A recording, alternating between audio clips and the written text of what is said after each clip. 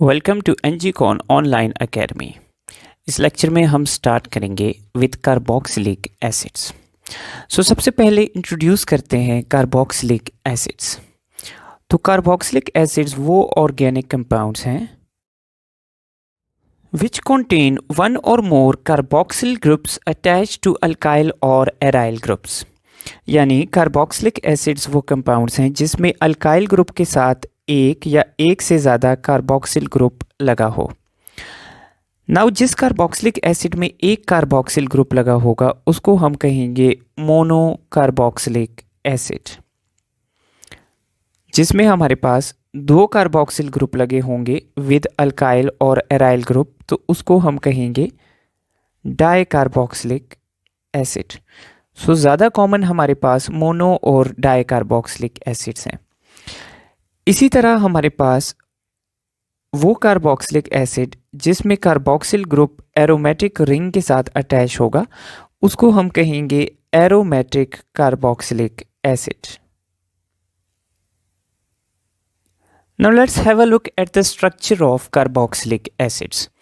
तो हमारे पास कार्बोक्सिलिक एसिड में जो फंक्शनल ग्रुप है that is carboxyl group.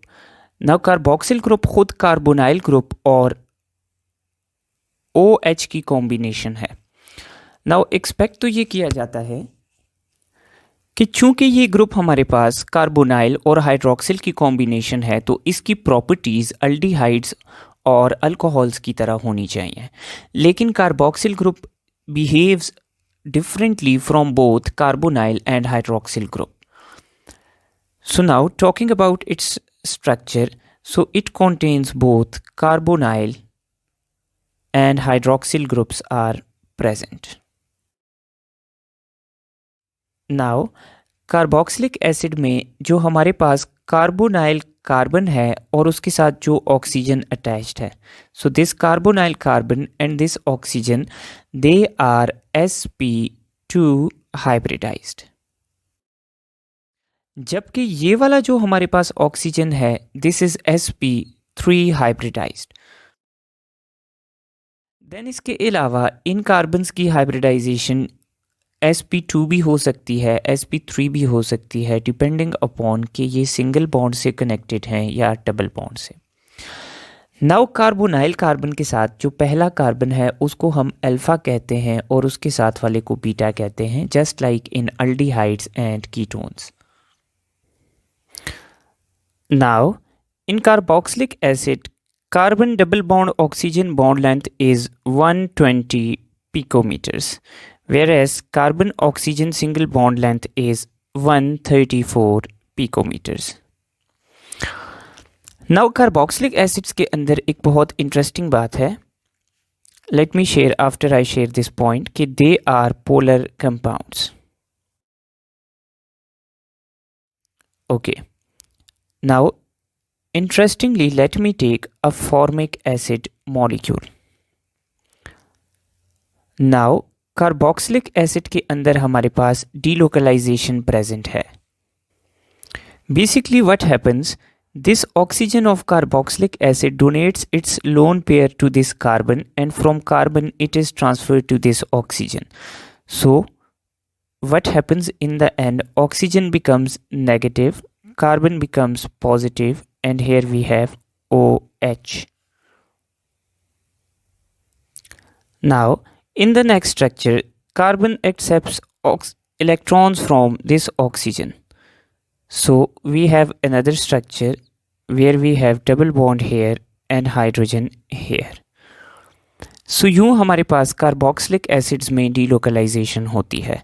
Now इस डीलोकलाइजेशन की वजह से कार्बोक्सिलिक एसिड्स का जो कार्बोनाइल ग्रुप है वो हमारे पास अल्डिहाइड्स एंड कीटोन्स की तरह न्यूक्लियोफाइल को अट्रैक्ट नहीं कर सकता, तो इस वजह से कार्बोक्सिलिक एसिड की रिएक्शंस अल्डिहाइड्स एंड कीटोन्स की तरह नहीं होते।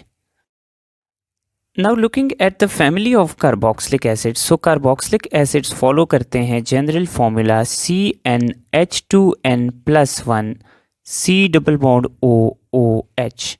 So this is the general formula for the carboxylic acids. Now carboxylic acids की family start होती है with one carbon acid.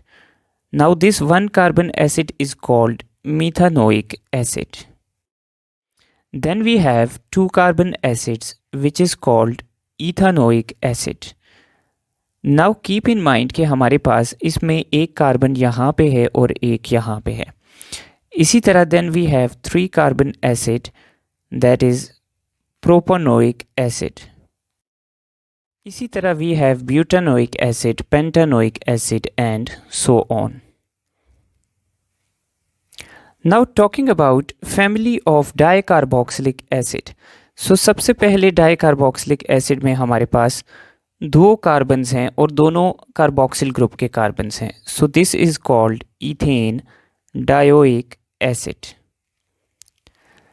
Then we have the next carboxylic acid which has CH2 group inside and the same structure on both sides. So it is called propane dioic acid.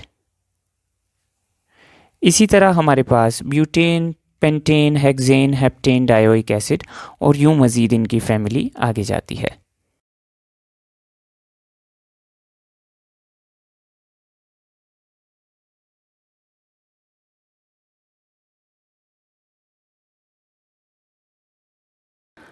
Now let's have a look at the nomenclature of carboxylic acids. So हमारे पास इनको IUPAC और common system दोनों में नाम दिया जाता है. Now IUPAC में कार्बोक्सिलिक एसिड्स को नाम दिया जाता है बाय अल्केन डायोइक एसिड. तो जितने कार्बन वाली अल्केन होगी उसके आगे हम ओइक एसिड लगा देंगे, sorry for di. So alkanoic acid हम कहते हैं कार्बोक्सिलिक एसिड को. सो एक कार्बन वाली अल्केन मीथेन है तो एक कार्बन वाला एसिड मीथानोइक एसिड होगा. इसी तरह दो कार्बन वाली अल्केन ईथेन है तो दो कार्बन वाला एसिड इथानोइक होगा. इसी तरह we have propanoic, butanoic, pentanoic, hexanoic acids. Now common name इनका कॉमन निकला है जहाँ से ये डिस्कवर हुए या जिस चीज़ के साथ ये एसोसिएटेड हैं. लाइक मीथानोइक एसिड को हम फॉर्मिक एसिड कहते हैं क्योंकि ये हमारे पास रेड एंड्स के बाइट में होता है तो उनको एंड्स को फॉर्मिका कहते हैं लैटिन लैंग्वेज में. इसी तरह इथानोइक एसिड हमारे पास विनीगर से निकला है जिसको हम एसीटम कहते हैं. सो इसको हम कहते हैं acetic acid. Then we have propionic acid which is derive from fats. Then 4 carbon वाले एसिड को हम ब्यूटायरिक एसिड कहते हैं क्योंकि ये हमें रेंसिड बटर में देखने को मिलता है.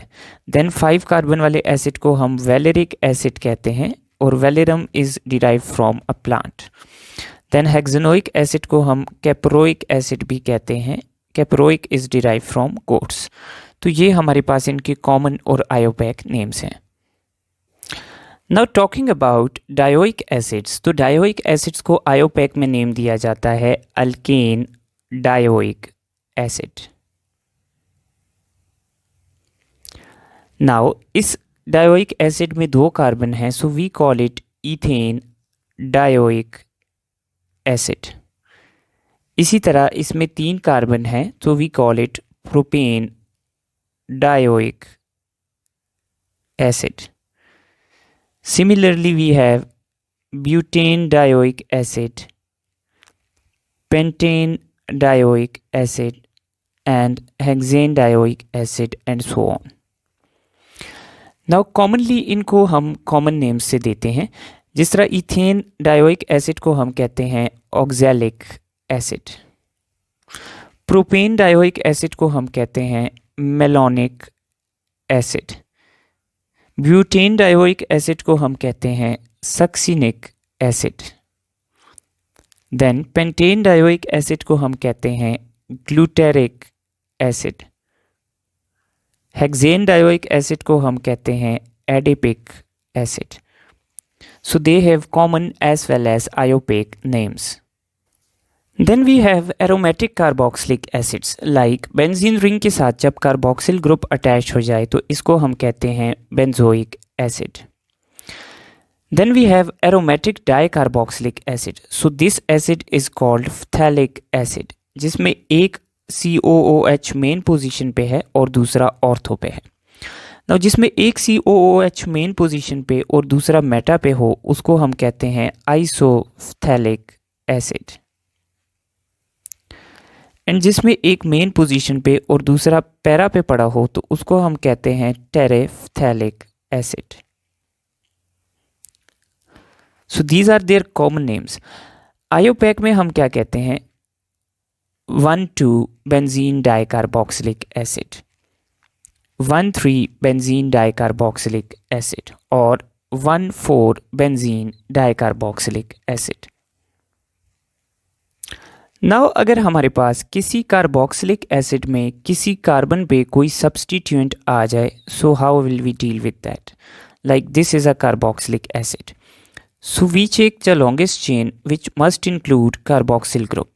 Carboxyl group चूंकि हमेशा चेन के एंड पे है, so we will give it first position.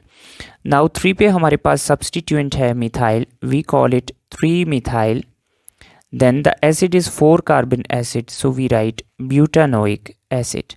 There is no need to mention the functional group because functional group हमेशा carboxylic acid में पहले कार्बन पे होगा. Now talking about unsaturated carboxylic acid. So this is an unsaturated carboxylic acid. So इसको हम कैसे नाम देते हैं? Now this is propenoic acid. ये फर्स्ट कार्बन है जिसके साथ फंक्शनल ग्रुप है, सो इसको हम पहला कार्बन लेंगे. This is 2 and this is 3. सो इसमें सेकंड कार्बन के साथ डबल बॉन्ड लगा है और हमारे पास एसिड में 3 कार्बन्स हैं, सो हम इसको लिखते हैं 2 प्रोपीनोइक एसिड, 2 प्रोपीनोइक एसिड. इसी तरह अगर हमारे पास ट्रिपल बॉन्ड लगा हो बिटवीन 2 कार्बन्स इन अ कार्बोक्सिलिक एसिड, सो कार्बोक्सिल ग्रुप को हम नंबर 1 लेंगे, देन हम नंबरिंग स्टार्ट करेंगे. नाउ 5 कार्बन है एसिड में और 4th कार्बन पे ट्रिपल बॉन्ड है, सो हम लिखेंगे 4 पेंटाइनोइक एसिड. सो यूं हम किसी भी कार्बोक्सिलिक एसिड को नाम दे सकते हैं.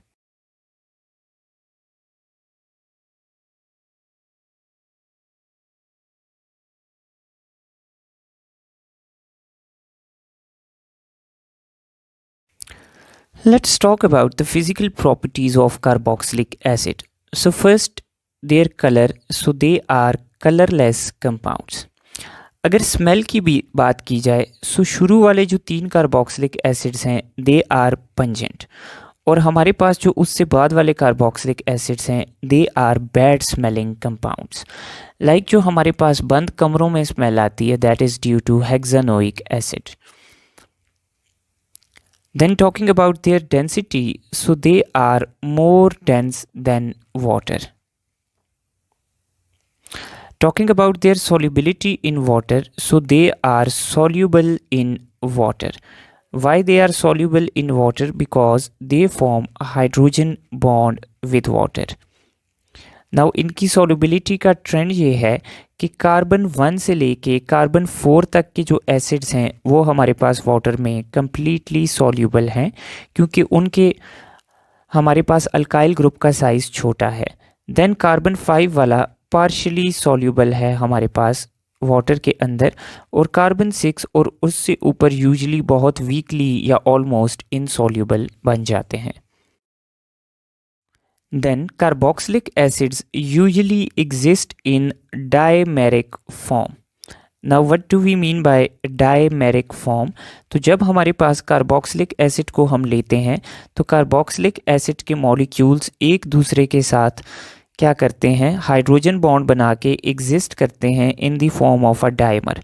तो यूं एक कार्बोक्सिलिक एसिड का कार्बोनाइल ऑक्सीजन दूसरे के हाइड्रोजन के साथ, और इसी तरह दूसरे का कार्बोनाइल ऑक्सीजन पहले के हाइड्रोजन के साथ हाइड्रोजन बॉन्ड बनाता है और एग्जिस्ट करता है in the form of a dimer.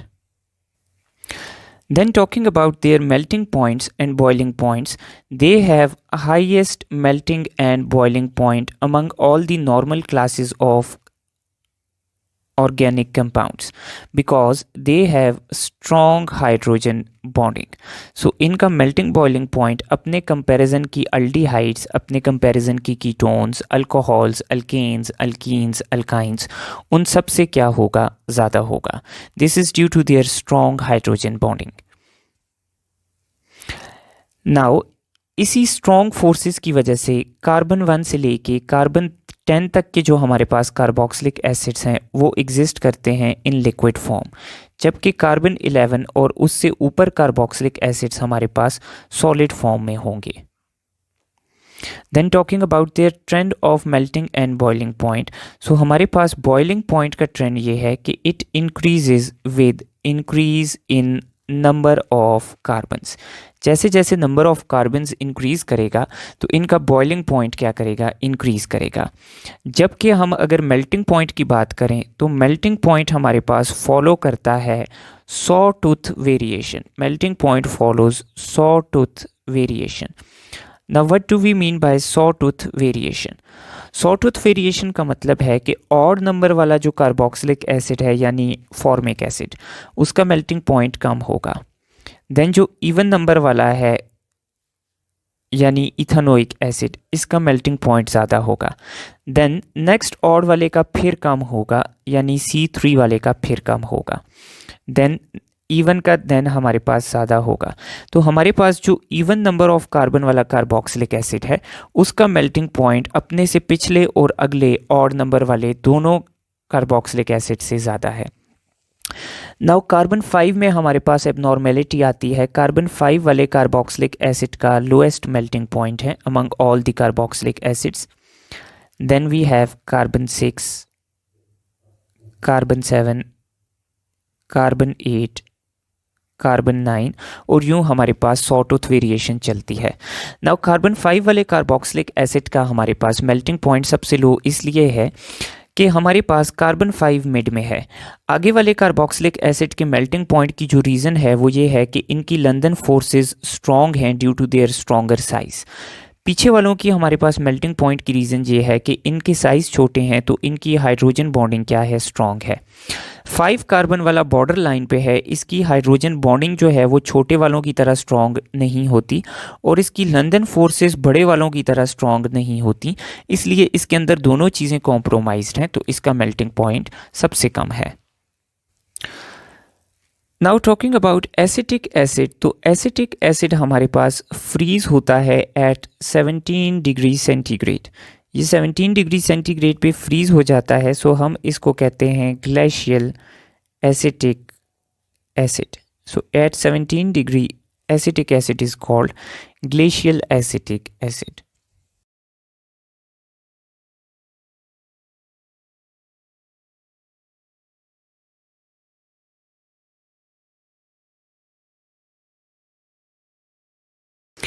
Now let's have a look at acidity of carboxylic acid.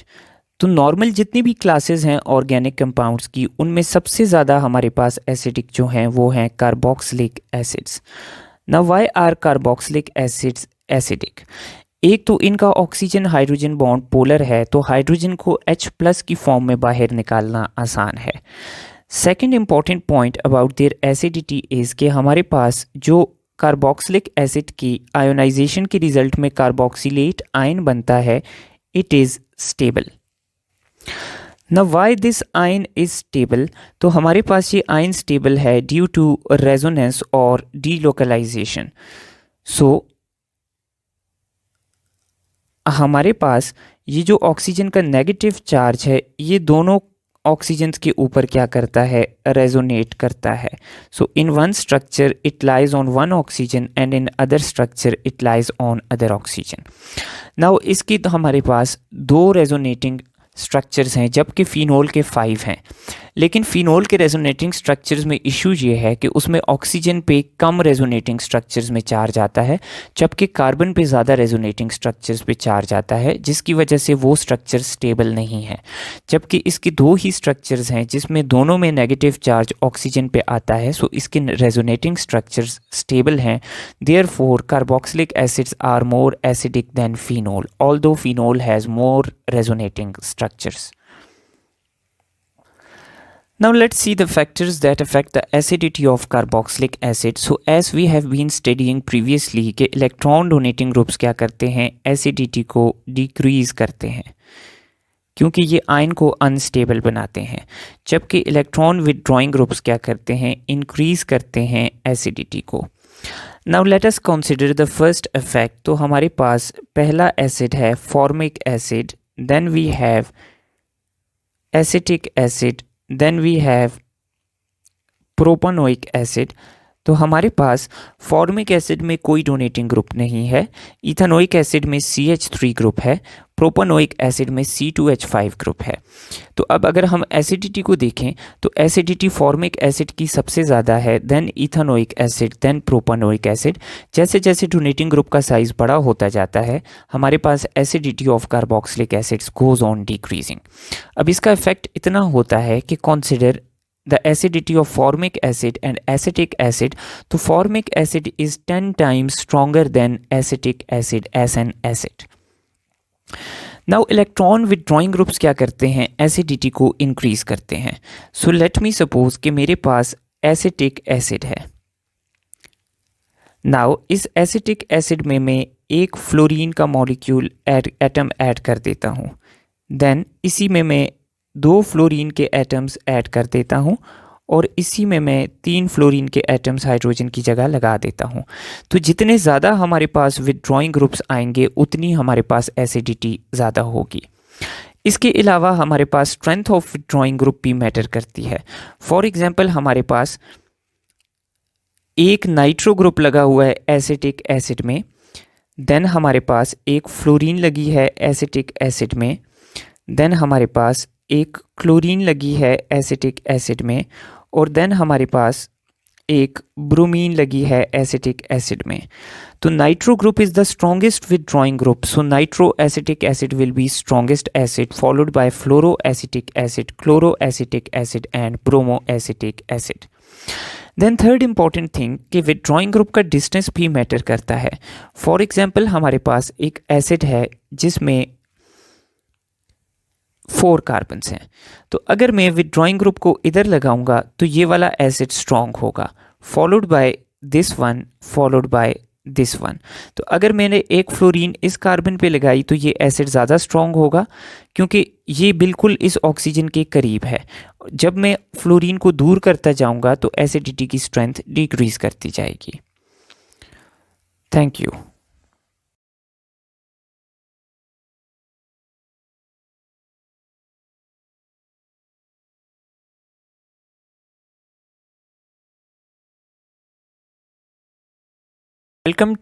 Welcome to NGCon online academy. इस लेक्चर में हम स्टडी करते हैं methods of preparation of carboxylic acids. So let's begin with first method. So हम start लेते हैं with alkanes.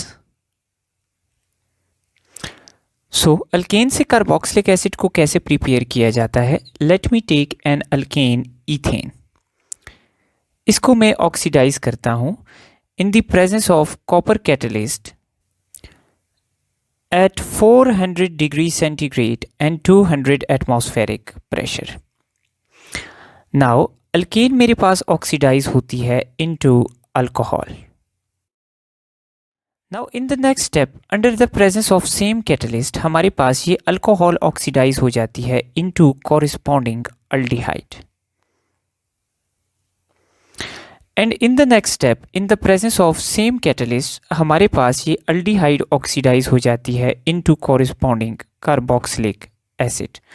सो यूँ हमारे पास अल्केन की ऑक्सीडेशन से पहले स्टेप में बनती है अल्कोहल जो ऑक्सीडाइज करती है into aldehyde and aldehyde finally gets converted into carboxylic acid. The second method of preparation of carboxylic acids is by using alkenes. Now let me take an alkene. For example, I have this alkene. Here I have 2 hydrogens. यहाँ पे मेरे पास एक CH3 है और एक H है. This is a propene molecule. Now मैं इसकी ऑक्सीडेटिव क्लीवेज करता हूँ in the presence of oxidizing agent and an acid. तो कार्बोक्सिलिक अल्कीन कन्वर्ट हो जाती है into two parts. So first part मेरे पास ओजोनोलिसिस की तरह ऑक्सीडाइज होता है इनटू अल्डिहाइड, और सेकंड पार्ट भी मेरे पास अल्डिहाइड में कन्वर्ट होगा। Now, in the presence of same catalyst KMnO4 and H+, these aldehydes are further oxidized. So, acetaldehyde is oxidized into acetic acid and formaldehyde is oxidized into formic acid. Now, ये same catalyst acetic acid को तो oxidise नहीं करते but formic acid को convert कर देते हैं into CO2 and हमारे पास एसिटिक एसिड प्रोड्यूस हो जाता है इस रिएक्शन के अंदर। तो जब कभी आपके पास ऐसी अल्कीन है जिसके डबल बॉन्डेड कार्बन के साथ 2 हाइड्रोजन्स लगे हैं, तो वो वाली अल्कीन का ये पोर्शन ऑक्सीडाइज होगा इनटू कार्बन डाइऑक्साइड, जबकि दूसरा पोर्शन ऑक्सीडाइज होगा इनटू कार्बोक्सिलिक एसिड। नाउ अगर मेरे पास ऐसी अल्कीन है जिसमें एक तरफ CH3 और एक तरफ H है, जबकि दूसरी तरफ दोनों मॉलिक्यूल्स CH3 हैं डबल बॉन्डेड कार्बन के। सो जब इस कंपाउंड की मैं ऑक्सीडेटिव क्लीवेज करूंगा तो मेरे पास ये दोनों फ्रैगमेंट्स फर्स्ट कन्वर्ट होंगे into a ketone and an aldehyde. Now next step में मेरे पास जो अल्डिहाइड है वो ऑक्सीडाइज हो जाएगी इन the presence of catalyst and will give me the corresponding carboxylic acid, जबकि कीटोन हमारे पास इतनी आसानी से इन रिएजेंट से ऑक्सीडाइज नहीं होगी और हमारे पास कीटोन जो है वो कार्बोक्सिलिक एसिड में कन्वर्ट नहीं होगी। तो ऐसी अल्कीन्स जिनमें कार्बन के पीछे दोनों अल्काइल ग्रुप्स लगे हों वो पोर्शन हमें कीटोन देता है, जबकि दूसरा पोर्शन हमें कार्बोक्सिलिक एसिड देता है। So this portion gives us ketone as the end product and this portion gives us carboxylic acid as the end product. Third method of preparation of carboxylic acids is by using alkynes. तो alkyne से carboxylic acid produce करने के लिए हम ले लेते हैं acetylene as an example. Usually इस मेथड को हम यूज़ करते हैं फॉर इथानोइक एसिड, बाकी नॉर्मल एसिड्स को हम इससे प्रिपेयर नहीं करते। नाउ इथाइन की हम करते हैं hydration in the presence of catalysts of hydration which are HgSO4 and H2SO4 at 80 degree centigrade. Now एक कार्बन पे H ट्रेवल करेगा, एक कार्बन पे OH ट्रेवल करेगा। सो एज अ रिजल्ट हमारे पास अल्काइन कन्वर्ट हो जाएगी into enol. Now enol is unstable, this hydrogen moves to this carbon. So carbon के साथ हाइड्रोजन मूव कर जाएगा। सो यहाँ पर हमारे पास OH वाला हाइड्रोजन आ जाएगा और कार्बन ऑक्सीजन में डबल बॉन्ड बन जाएगा। So enol is tautomerized into acetaldehyde. Now what will we do? We will oxidize this acetaldehyde and oxidation of this acetaldehyde results in the formation of acetic acid. The next method of preparation of carboxylic acid is preparing carboxylic acids from alkyl benzenes.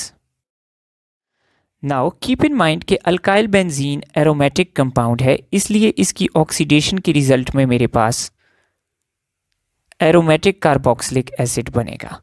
सो इसको मैं oxidise करता हूँ KMnO4 की presence में। Keep in mind कि हमेशा first carbon oxidise होगा।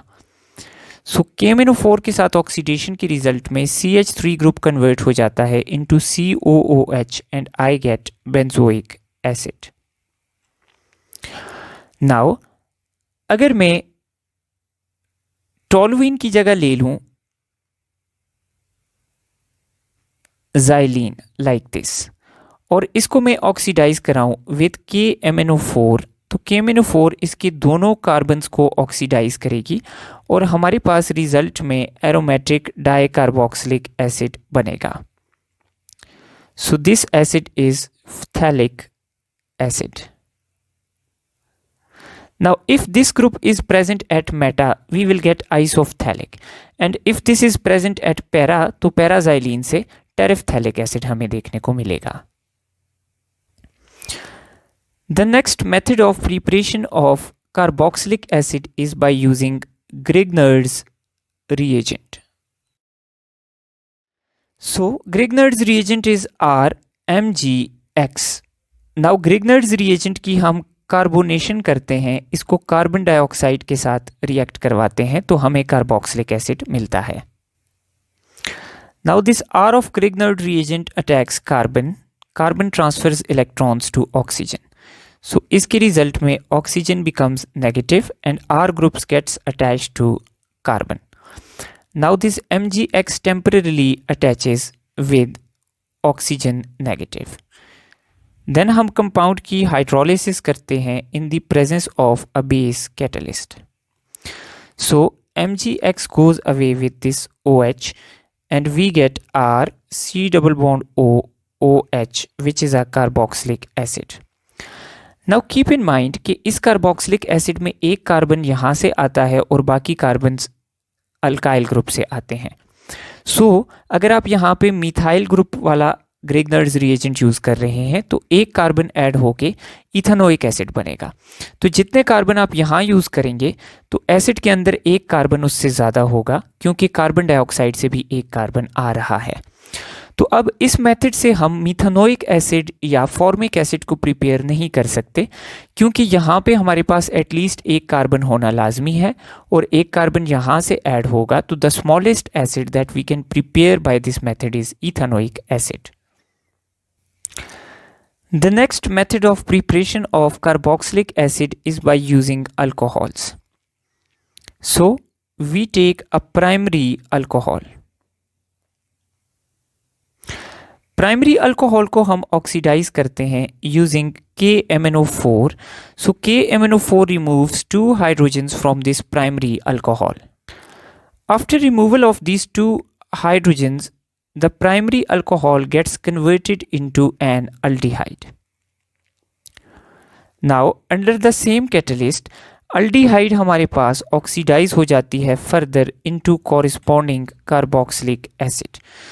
सो alcohol के साथ हम इसको ऑक्सीडाइज करके कन्वर्ट करते हैं into aldehyde which further gets converted into carboxylic acid. Now alcohols के अलावा हम डायरेक्ट अल्डिहाइड्स की ऑक्सीडेशन से भी कार्बोक्सिलिक एसिड्स को प्रोड्यूस कर सकते हैं। For that purpose we take an aldehyde and oxidize it by using an oxidizing agent such as KMnO4. सो KMnO4 क्या करता है, एक ऑक्सीजन ऐड कर देता है in this carbon hydrogen bond.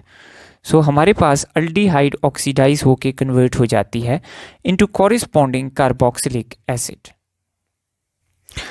Then next and the most frequently asked method of preparation of carboxylic acid is nitriles. ये question बहुत ही ज़्यादा दफ़ा रिपीट होता है। नाइट्राइल्स की हम हाइड्रोलिसिस करते हैं तो इसके रिजल्ट में हमें कार्बोक्सिलिक एसिड देखने को मिलता है। So this question is asked in this way that what is the product of hydrolysis of nitriles. So simple answer is carboxylic acid. So let me take a nitrile which is RC triple bond N। Nitrile की मैं hydrolysis करता हूँ in the presence of an acid. So we use 2 molecules of water and acid catalyst like HCl. Now what happens? This nitrogen takes 3 hydrogens and goes away in the form of ammonia.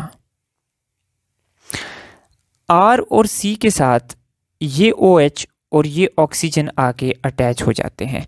So RC के साथ एक double bonded oxygen और एक OH group आकर attach हो गए। So we got carboxylic acid. Now this NH3 formed in the reaction reacts with this HCl and gives us NH4Cl. So यूँ हमारे पास हाइड्रोलिसिस ऑफ नाइट्राइल से जितने कार्बन नाइट्राइल के अंदर हैं उतने कार्बन वाला कार्बोक्सिलिक एसिड फॉर्म हो जाता है। The next method of preparation of carboxylic acid is hydrolysis of esters. So esters में एसाइल ग्रुप के साथ अल्कोक्साइड ग्रुप अटैच्ड है। नाउ एस्टर्स की हम हाइड्रोलिसिस करते हैं in the presence of an acid catalyst. as a result of hydrolysis, this alkoxide group goes away with hydrogen of water and gives us an alcohol. जबकि this acyl group of ester goes away with OH. So हमें acyl group के साथ जब OH attach होता है, so we get carboxylic acid. Now how to identify कि कौन सा carboxylic acid बनेगा? So इसको आइडेंटिफाई करने के लिए मैं एक एस्टर लेता हूं, for example C3H7 C double bond OCH3. So now keep in mind कि ये वाला जो पोर्शन है जिसमें ये ऑक्सीजन नहीं है, जिसमें डायरेक्ट एसाइल ग्रुप अटैच्ड है, ये वाला पोर्शन हमारे पास हाइड्रोलाइज होके कन्वर्ट होता है into corresponding carboxylic acid. So इसमें 4 कार्बन थे, मुझे 4 कार्बन वाला कार्बोक्सिलिक एसिड यानी ब्यूटानोइक एसिड देखने को मिल गया. Thank you.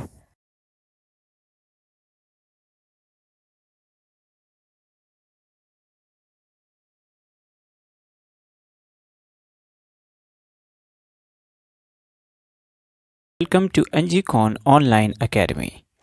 इस लेक्चर में हम कार्बोक्सिलिक एसिड्स की रिएक्टिविटी और रिएक्शंस को डिटेल में डिस्कस करेंगे. Now talking about reactivity of carboxylic acid, तो कार्बोक्सिलिक एसिड्स हमारे पास 3 तरह के रिएक्शंस शो करते हैं.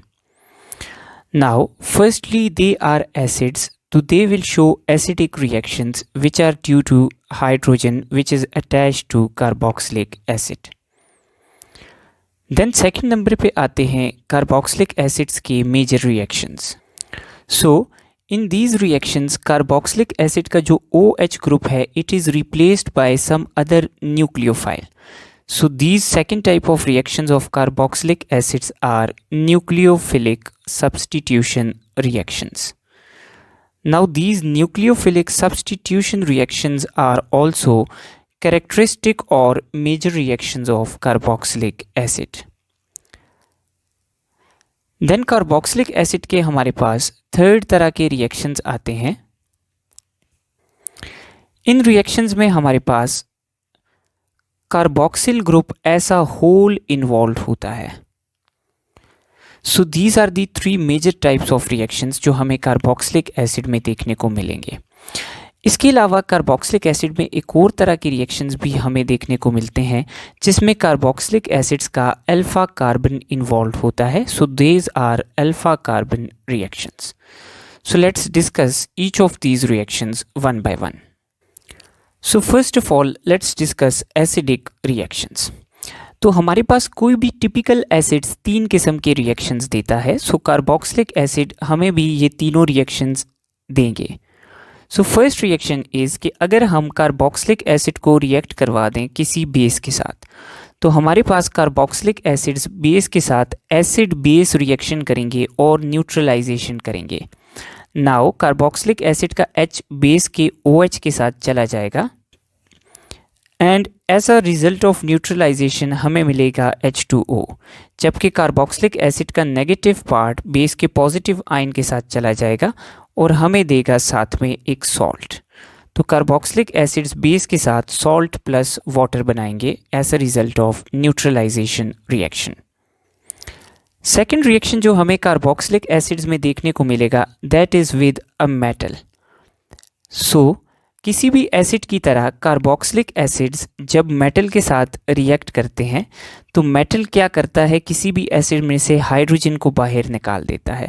तो कार्बोक्सिलिक एसिड्स को हम अगर सोडियम या किसी और मेटल के साथ रिएक्ट करवाएंगे तो ये मेटल्स एसिड के अंदर से हाइड्रोजन गैस को बाहर निकाल देंगे. जब हाइड्रोजन बाहर निकल जाएगा तो हमारे पास जो मेटल है वो हाइड्रोजन को रिप्लेस करके बना देगा सॉल्ट. सो मेटल के साथ carboxylic acid salt plus hydrogen बनाते हैं किसी भी और एसिड की तरह. And the third acidic reactions that is shown by carboxylic acids are reaction with carbonates. So इसको मैं रिएक्ट करवाता हूं सोडियम की ही कार्बोनेट के साथ. सो कार्बोनेट्स के साथ रिएक्शन के रिजल्ट में हमारे पास कार्बोक्सिल ग्रुप जो है वो मेटल के साथ अटैच होके सॉल्ट बनाएगा। Then we will get carbon dioxide and water. So carbonates के साथ रिएक्शन के रिजल्ट में हमारे पास बनता है salt, carbon dioxide and water. Now keep in mind कि ऑर्गेनिक केमिस्ट्री में हमारे पास जो मेजर एसिड्स हैं they are carboxylic acids, phenols, then we have water, then we have alcohols, and then we have terminal alkynes.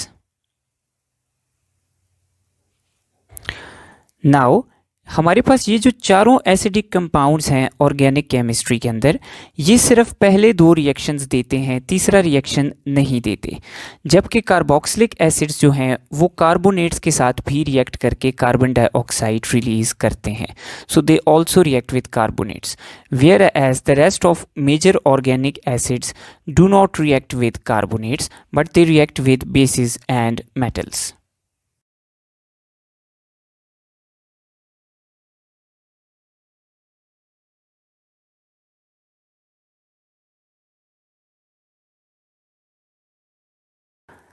Now the second reaction is nucleophilic substitution reactions. Now चूंकि carbonyl group में हमारे पास oxygen is negative, carbon is positive and here again ये वाला oxygen भी negative है, तो carbon के पॉजिटिव होने की वजह से कार्बन के ऊपर अटैक करता है न्यूक्लियोफाइल। नाउ न्यूक्लियोफाइल के पास दो ऑप्शंस हैं। न्यूक्लियोफाइल अटैक करके या तो कार्बोनाइल ग्रुप के ऊपर एडिशन कॉज कर सकता है या तो हमारे पास OH को सब्सटीट्यूट कर सकता है। नाउ यूजुअली न्यूक्लियोफाइल OH को सब्सटीट्यूट करना प्रेफर करता है, क्योंकि हमने अल्डिहाइड्स और कीटोन्स में भी देखा था कि एडिशन रिएक्शन के रिजल्ट में जो प्रोडक्ट बनते हैं वो यूजुअली अनस्टेबल होते हैं। सो what happens in carboxylic acid, carbonyl group के ऊपर एडिशन की बजाय हमारे पास न्यूक्लियोफाइल अटैक करता है कार्बन पे और OH को बाहर निकाल के इसकी जगह सब्सटीट्यूट होके प्रोडक्ट बना देता है। So these are the major reactions of carboxylic acid, और इसके रिजल्ट में जो हमारे पास प्रोडक्ट्स बनते हैं they are actually derivatives of carboxylic acid. So now let's see these reactions. So first reaction of carboxylic acids is with thionyl chloride, which is SOCl2. Now ये reaction बिल्कुल alcohols की तरह similar reactions हैं। What happens कि हमारे पास the hydrogen of carboxylic acid goes away with Cl. So what do we get as a result? HCl gas. Then ये जो हमारे पास सल्फर का ग्रुप है ये हमारे पास चला जाता है ऑक्सीजन के साथ, तो थायोनाइल ग्रुप जब ऑक्सीजन के साथ जाता है we get sulphur dioxide and as a result this chlorine ये कार्बोक्सिलिक एसिड के एसाइल ग्रुप के साथ अटैच हो जाता है। सो इस एसाइल ग्रुप के साथ आके क्लोरीन अटैच हो जाता है, तो हमारे पास क्या बनती है? Acyl halide. इसमें स्पेसिफिकली क्लोराइड बनेगी बट जनरली हम इनको एसाइल हैलाइड्स कहते हैं and they are one of the derivatives of carboxylic acids. Now the second reaction of carboxylic acids is with PX3। So ये रिएक्शंस बिल्कुल अल्कोहल की तरह हैं। Here we have PX3, so we will write 3 with the carboxylic acid. Now इस reaction के result में हमारे पास 3 एसाइल ग्रुप्स अटैच करते हैं 3 हैलोजेंस के साथ, तो हमारे पास रिजल्ट में बनते हैं acyl halide and then we have 3 hydrogens, 1 phosphorus and 3 oxygens left. तो हमारे पास 3 हाइड्रोजन, 1 ऑक्सीजन और 3 ऑक्सीजन और 1 फॉस्फोरस H3PO3 या फॉस्फोरस एसिड बना देते हैं। Then the third reaction of carboxylic acids is with PX5, phosphorus pentahalide. So with phosphorus pentahalide, hydrogen of carboxylic acid goes with halogen of PX5 and gives us HX molecule. Now this acyl group goes away with this another halogen और हमारे पास बनती है acyl halide.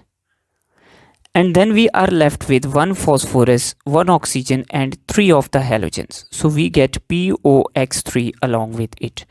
तो SOCl2 PX3 और PX5 के साथ reaction के result में हैलोजन ग्रुप क्या करता है, कार्बोक्सिलिक एसिड के OH को सब्सटीट्यूट कर देता है और हमें एक नई class of derivatives of carboxylic acid देता है जिनको हम कहते हैं acyl halides. Next reaction is between carboxylic acid and P2O5. Now what happens in this reaction?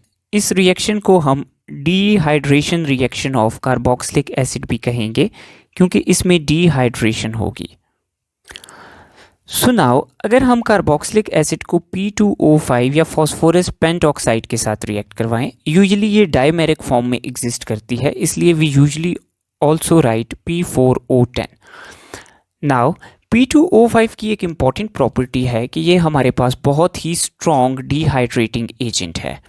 तो एक कार्बोक्सिलिक एसिड से ये OH को रिमूव करेगा, दूसरे से H को रिमूव करेगा। सो हमारे पास वाटर निकल जाएगा, डिहाइड्रेट हो जाएंगे कार्बोक्सिलिक एसिड्स। नाउ ये जो कार्बोक्सिलिक एसिड का कार्बोक्सिल ग्रुप है ये हमारे पास OH को रिप्लेस कर देगा एज अ न्यूक्लियोफाइल। सो हमारे पास पहले कार्बोक्सिलिक एसिड के एसाइल ग्रुप के साथ दूसरे कार्बोक्सिलिक एसिड का कार्बोक्सिलेट ग्रुप आकर अटैच हो जाएगा और हमारे पास एक नई क्लास ऑफ कंपाउंड्स बनेगी जिनको हम कहते हैं acid anhydrides. So this is another class of compound acid anhydride. Now anhydride का मतलब है कि एसिड के अंदर से हमारे पास वाटर निकल चुका है। The next reaction of carboxylic acids is with alcohol. So I take a carboxylic acid and react it with alcohol. Now this reaction requires an acid catalyst. Now acid catalyst की presence में alcohol का H carboxylic acid के OH के साथ चला जाएगा and will give us water. Now ये जो OR है अल्कोहल का यानी अल्कोक्साइड, ये क्या करेगा, इस OH को सब्सटीट्यूट कर देगा, कार्बोक्सिलिक एसिड का जो एसाइल ग्रुप है इसके साथ आकर OR सब्सटीट्यूशन कर देगा। तो हमारे पास एक नई क्लास ऑफ कंपाउंड्स बनेगी जिनको हम कहते हैं एस्टर्स। सो ये भी कार्बोक्सिलिक एसिड के थर्ड टाइप के डेरिवेटिव्स हैं जिनमें कार्बोक्सिलिक एसिड के एसाइल ग्रुप के साथ अल्कोहल का अल्कोक्साइड आकर अटैच हो जाता है। नाउ यहाँ पर अगर आप देखें तो अल्कोहल का OH बॉन्ड टूट रहा है।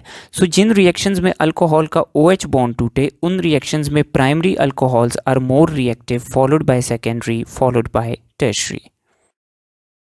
Then the fourth and last nucleophilic substitution reaction is with ammonia and amines. So now हम लेते हैं एक carboxylic acid. We react this carboxylic acid with ammonia. So ammonia gives us hydrogen and carboxylic acid gives us OH. So we get H2O. Now ये जो NH2 है ammonia के अंदर से न्यूक्लियोफाइल आता है और ये इस OH को क्या करता है, रिप्लेस कर देता है। तो कार्बोक्सिलिक एसिड का जो एसाइल ग्रुप बचता है उसके साथ NH2 ऐसा न्यूक्लियोफाइल अटैच हो जाता है न्यूक्लियोफिलिक सब्सटीट्यूशन करके। तो हमारे पास नया कंपाउंड बनता है जिसको हम कहते हैं अमाइड। नाउ अगर हम इस अमाइड को देखें तो इसमें नाइट्रोजन के साथ एक कार्बन और 2 हाइड्रोजन लगे हैं। So this is a primary amide. यहाँ पर एक और इम्पॉर्टेंट बात याद रखें कि normally carboxylic acid is considered as acid and ammonia is considered as base. तो ये हमारे पास एसिड बेस रिएक्शन नहीं है, ये न्यूक्लियोफिलिक सब्सटीट्यूशन रिएक्शन है क्योंकि इसके अंदर कार्बोक्सिलिक एसिड से H की बजाय OH जा रहा है जबकि अमोनिया से हाइड्रोजन आ रहा है। So this is not an acid base reaction.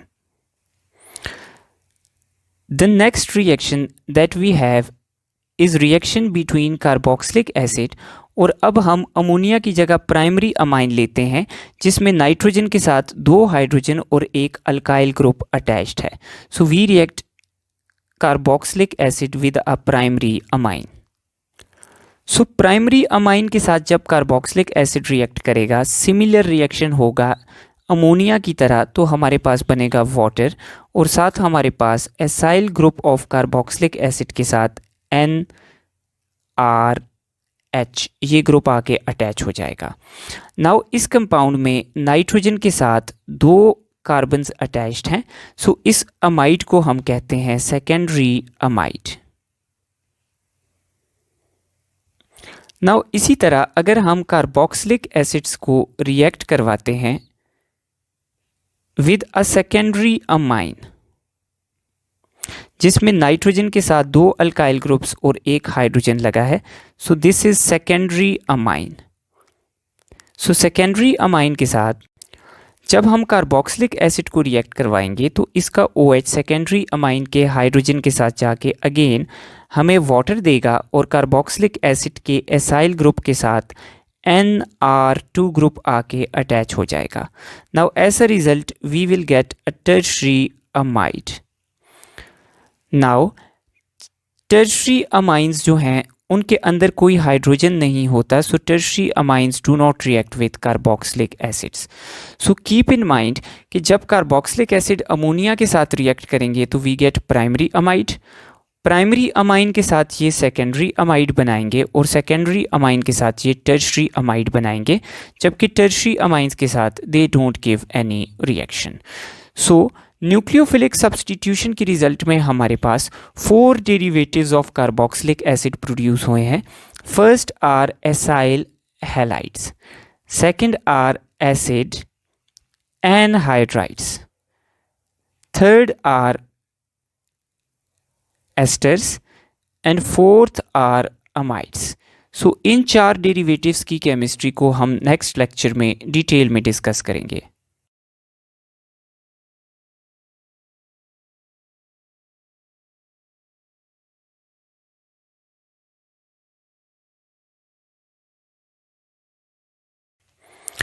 Now, the third type of reactions that carboxylic acids give is carboxyl group as a whole। वो reactions जिनमें carboxyl group as a whole involved है।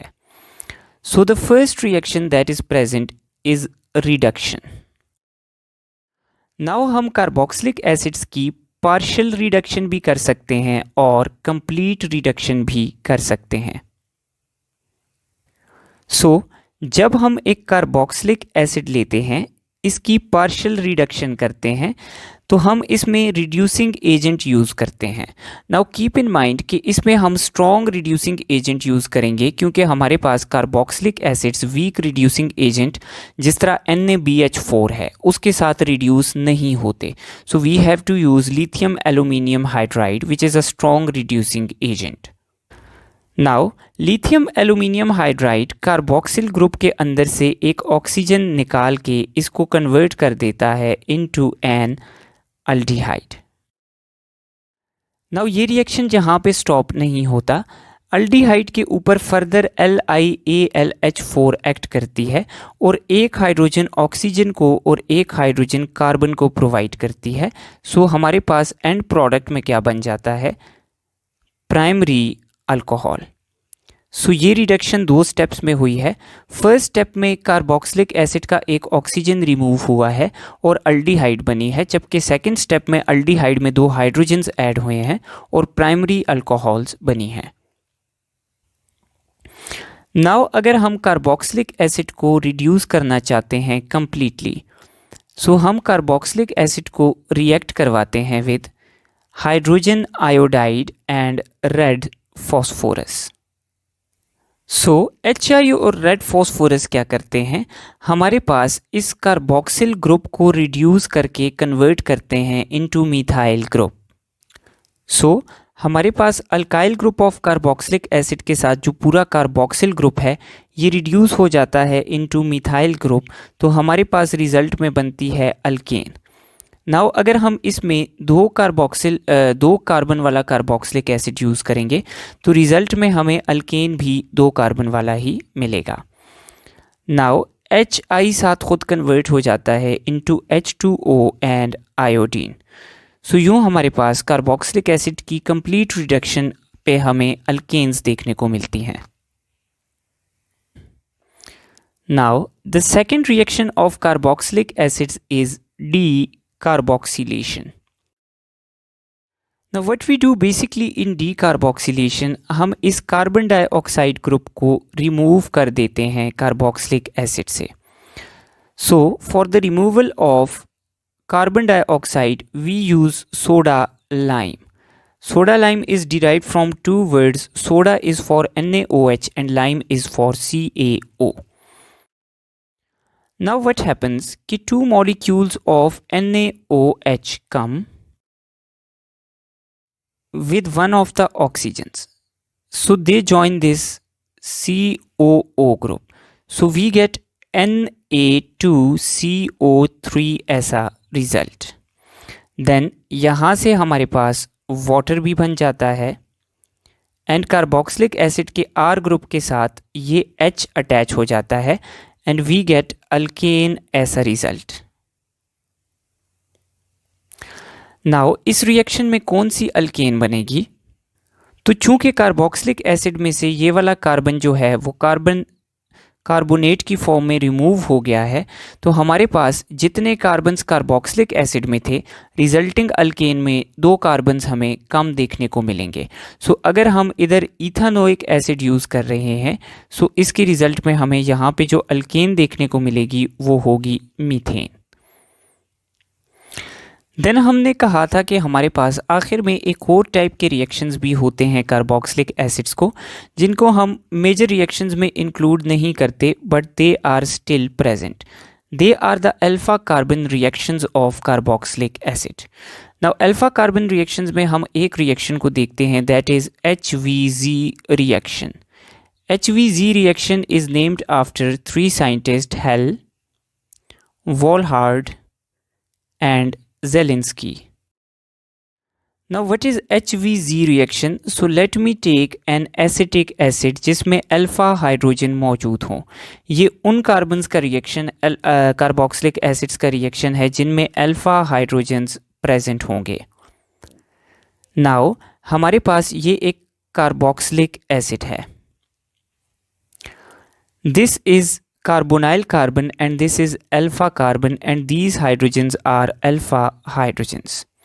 So अगर हम bromine के साथ react करें इसको तो हमारे पास carbon is partial positive, this carbon is also partial positive, तो ये अल्फा हाइड्रोजन्स भी थोड़े पार्शियल पॉजिटिव होते हैं due to inductive effect of these two groups. So what happens कि bromine replaces hydrogen of carboxylic acid. So bromine जब replace करेगा alpha hydrogen को so we get alpha bromo carboxylic acid. Now keep in mind कि एक से ज़्यादा alpha hydrogens भी replace हो सकते हैं। So we get alpha bromo carboxylic acid as result of Hell Volhard Zelinsky reaction. So these are the all types of reactions that we see in carboxylic acids. Thank you.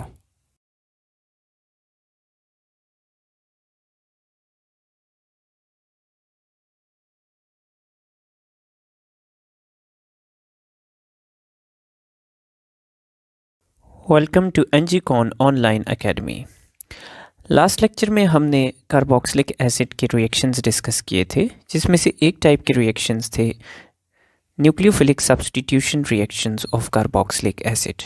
So nucleophilic substitution reactions के result में हमारे पास चार classes of derivatives of carboxylic acids बनी थी, जिनमें से first थी एसिड हैलाइड्स, सेकेंड हमारे पास थी एसिड एनहाइड्राइड्स, थर्ड थी हमारे पास एस्टर्स एंड फोर्थ थी हमारे पास acid amides. So these are the four derivatives of carboxylic acids. Now what is the difference between them? तो हमारे पास इनके अंदर कार्बोक्सिलिक एसिड का एसाइल ग्रुप प्रेजेंट है। The difference is this nucleophilic portion. Now carboxylic acid के OH को nucleophile replace करके एक डेरिवेटिव में कन्वर्ट करता है, like halogen replaces OH to give us acid halide.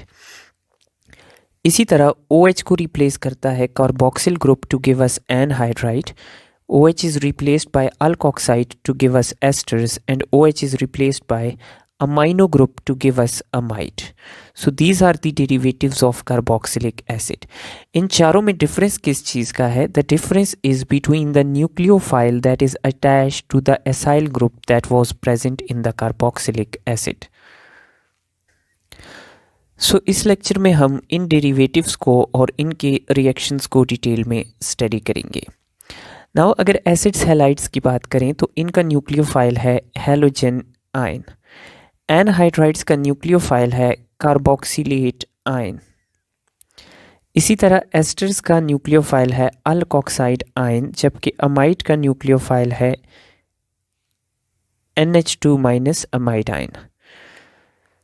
So now अगर हम इन चारों न्यूक्लियोफाइल्स की न्यूक्लियोफिलिसिटी देखें,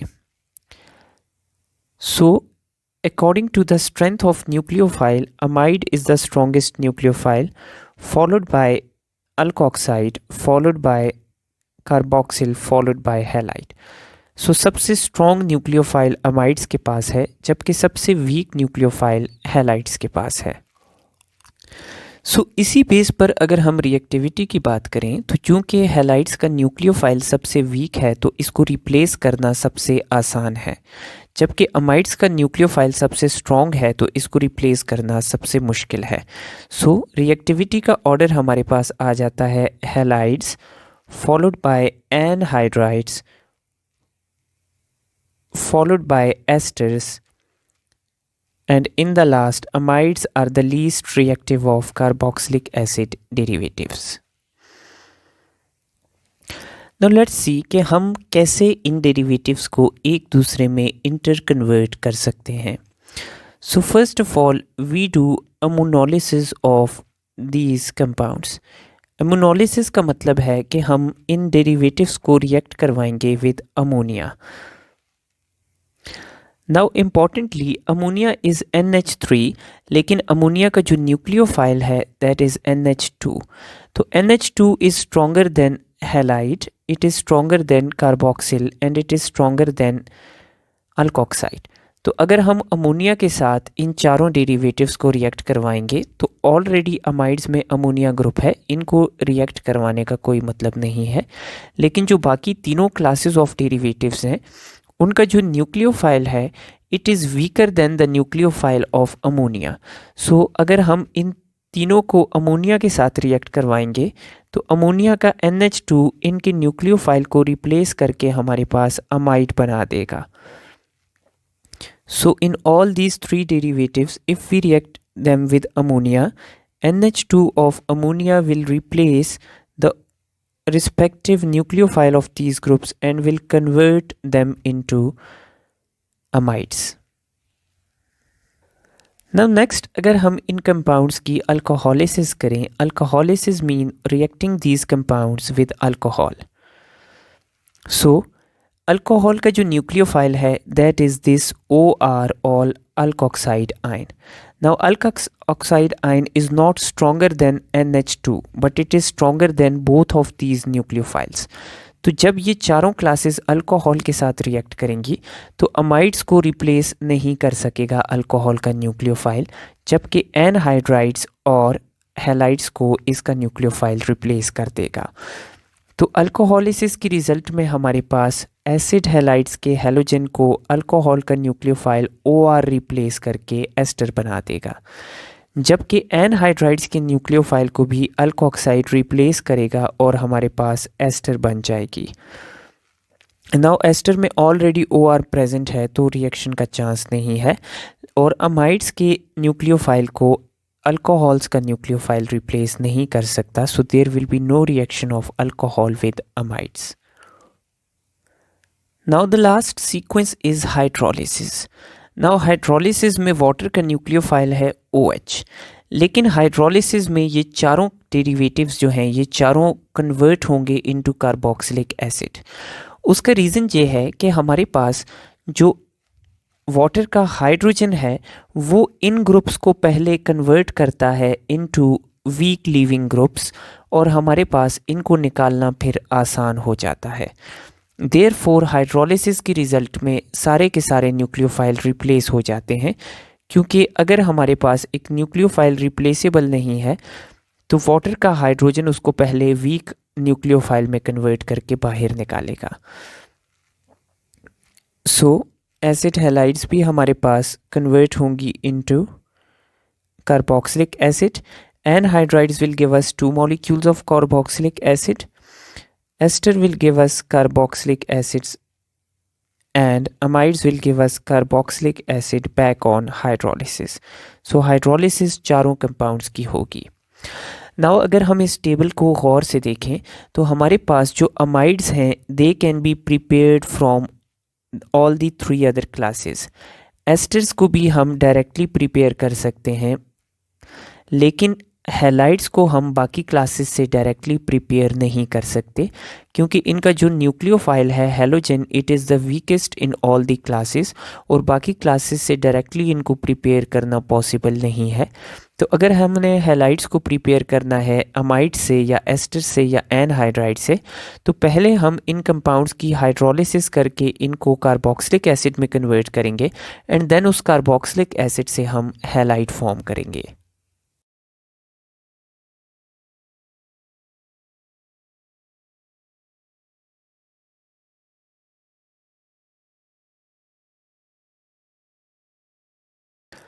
So let's start with reactions. So first start with acid halides. Now acid halides के पहले नाम देखते हैं। So ये formic acid से निकला है, इसको हम कहेंगे formyl halide. The second one is derived from acetic acid, so we call it acetyl halide. So यूँ हम halides को commonly name देते हैं। Now let's see their reactions. So the first reaction of acid halides is hydrolysis. Hydrolysis की result में acid halides का halogen water के hydrogen के साथ चला जाएगा and will form HX. Now this OH of water will replace the halogen atom and we will get the carboxylic acid back. The next reaction of halides is Friedel-Crafts acylation. Now Friedel-Crafts acylation में what do? We take acyl halide और हम इसको react करवाते हैं with AlX3 और FeX3. Now this substance takes away the halogen of acyl halide and converts it into acylium ion and AlX4 minus is formed. Now in the next step of this reaction हमारे पास ये जो acylium ion है it attacks over the benzene ring and gets attached to this benzene ring. So जब benzene ring के साथ ये group आके attach होगा, so this is called aromatic ketone. The second class of carboxylic acid derivatives is acid anhydrides. Now we see कि ये हमारे पास जो एनहाइड्राइड है ये एसिटिक एसिड की एनहाइड्राइड है, so we call it acetic anhydride. Similarly ये एनहाइड्राइड हमारे पास प्रोपानोइक एसिड की एनहाइड्राइड है, so we call it propionic anhydride. So यूँ हम एनहाइड्राइड्स को कॉमनली नेम देते हैं.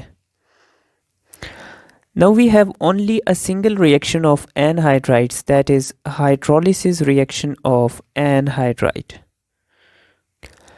So जब हम एक anhydride की हाइड्रोलिसिस करते हैं in the presence of acid catalyst, तो हमारे पास एक ग्रुप चला जाता है वाटर के H के साथ, जबकि दूसरा ग्रुप चला जाता है वाटर के OH के साथ. सो इसके रिज़ल्ट में हमारे पास 2 molecules of respective carboxylic acids form होते हैं. नाउ जिस एसिड की एनहाइड्राइड है वही एसिड हमारे पास हाइड्रोलिसिस के रिज़ल्ट में फॉर्म होता है, लेकिन उसके 2 मॉलिक्यूल्स हमें देखने को मिलेंगे. The third and most important derivatives of carboxylic acids are esters.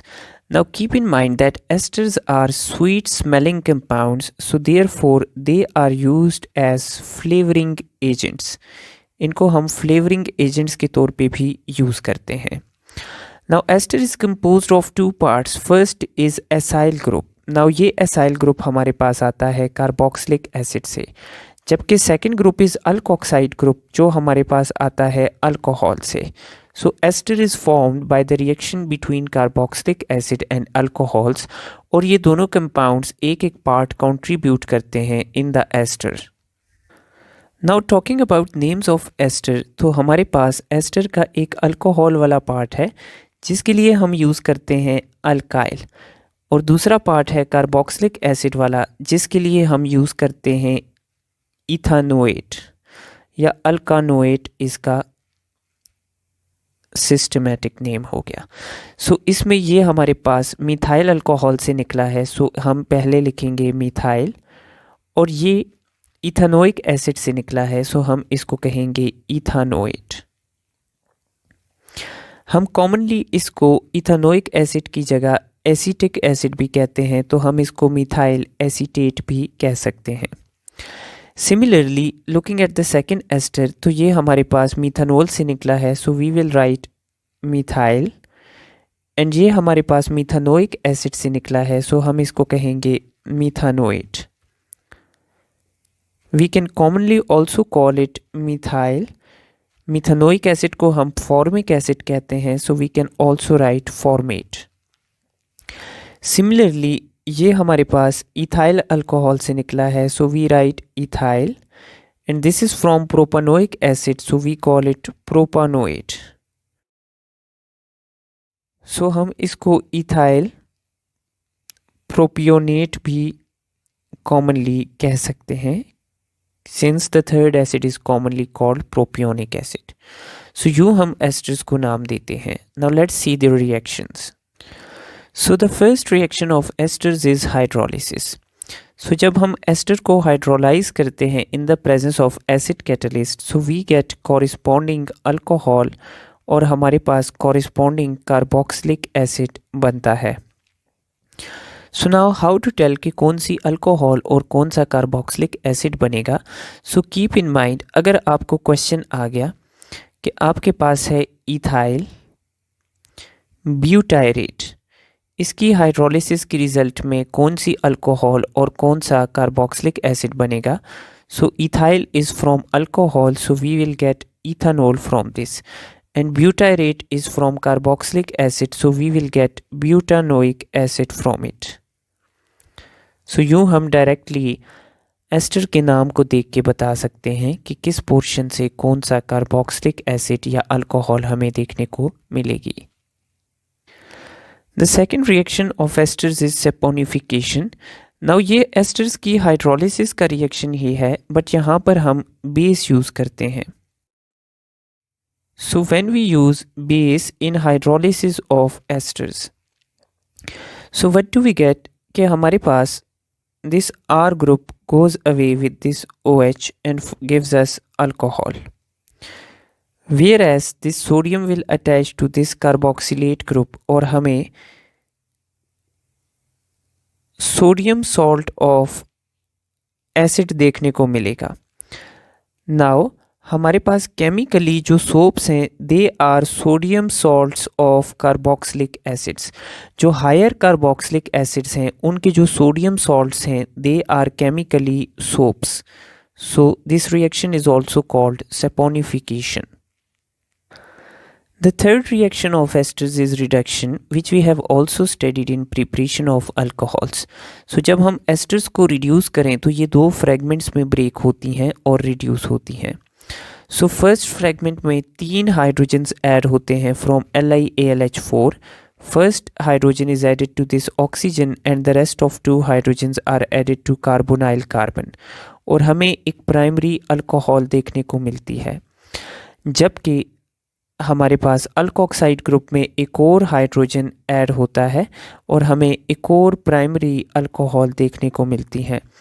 So esters are usually reduced into two primary alcohols upon a reduction. Now, when a question is asked कि कौन सी alcohols बनेंगी, so you must see both of these groups and decide that which alcohol will be formed. Now, the next is reaction of esters with Grignard's reagent.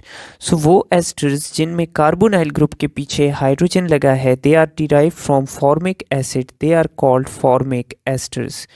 We have studied in Grignard's reagent कि formic esters हमें Grignard's reagent के साथ end product देंगी secondary alcohol, जबकि बाकी esters जो formic esters से derive नहीं होंगी वो हमें Grignard's के साथ रिएक्ट करके tertiary alcohols देंगी. Next reaction of esters is condensation reaction. This is called Clason's condensation. Clason's condensation में दो esters के molecules एक दूसरे के साथ condense करेंगे. Now let's see what happens between these two molecules. So now एक molecule का alcohol portion दूसरे molecule के terminal hydrogen के साथ चला जाएगा and will give us a corresponding alcohol. जबकि हमारे पास बाकी दोनों portions एक दूसरे के साथ join करेंगे like this. यहाँ पर हमारे पास है CH2 group and then we have C double bond OOR. Now this is ester group. This carbon is alpha carbon and this carbon is beta carbon. So the compound is chemically ester because it contains ester functional group. लेकिन beta carbon पे हमारे पास ketonic portion भी है, so we get beta keto ester. So as a result of Clason's condensation, we get a molecule of alcohol and beta keto ester. The next derivatives of carboxylic acids are amides. So the first reaction that we see in amides is the hydrolysis of amides.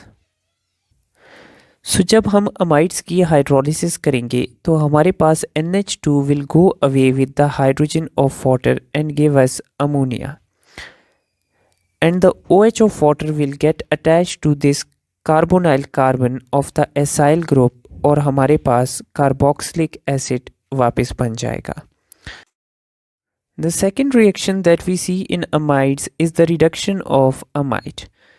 So हम एक amide लेते हैं और इसको reduce करते हैं with a strong reducing agent like LiAlH4, but we can also use hydrogen in the presence of platinum or palladium catalyst. So we can use hydrogen in the presence of platinum or palladium catalyst.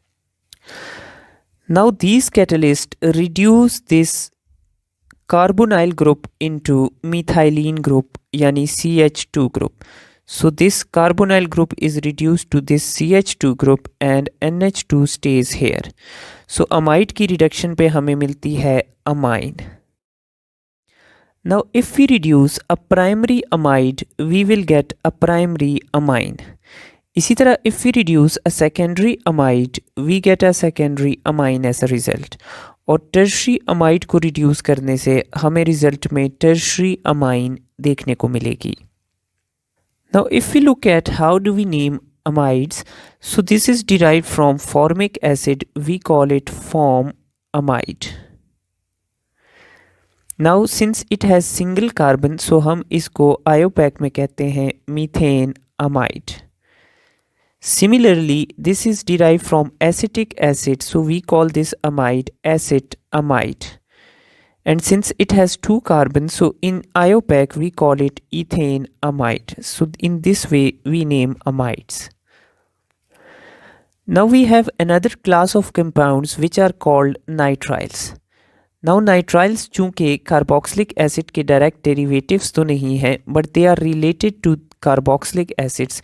Therefore, we also see the reactions of nitriles. So now this nitrile has a single carbon. We call it methane nitrile. Similarly, this has two carbons, so we call it ethane nitrile. So यूँ हम commonly nitriles को नाम देते हैं.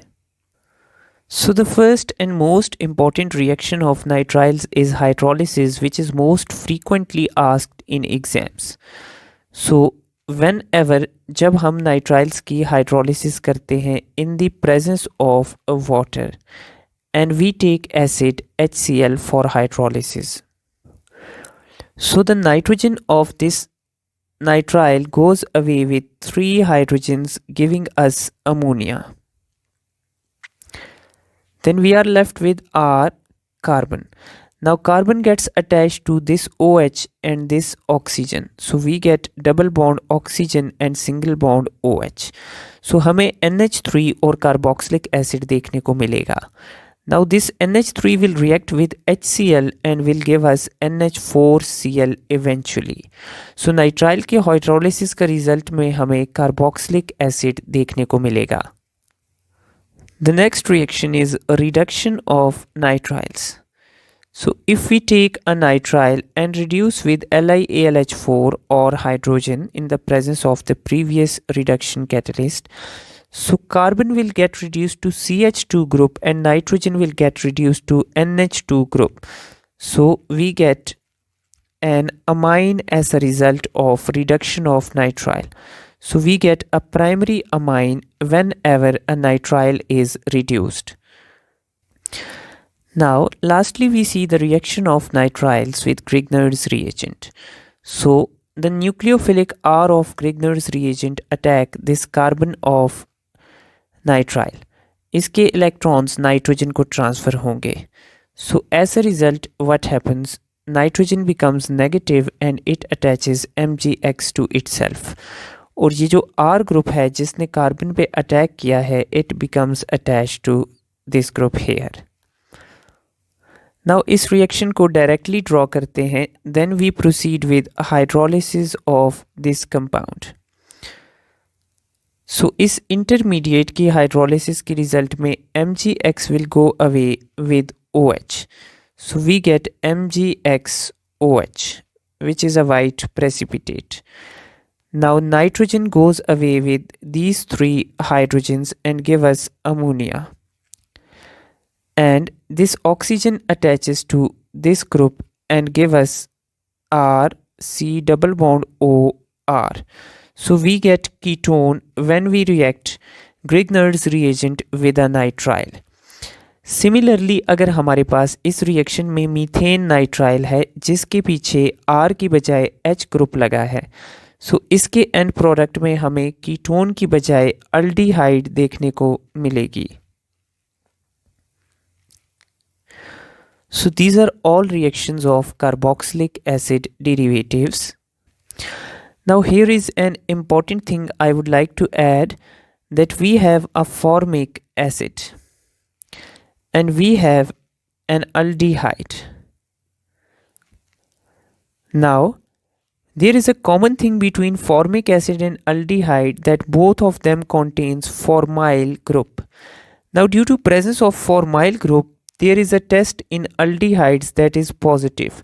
So aldehydes हमें देती हैं positive Tollens silver mirror test. So due to presence of formyl group in formic acid, it also gives us Tollens silver mirror test. So this is all about carboxylic acids. Thank you.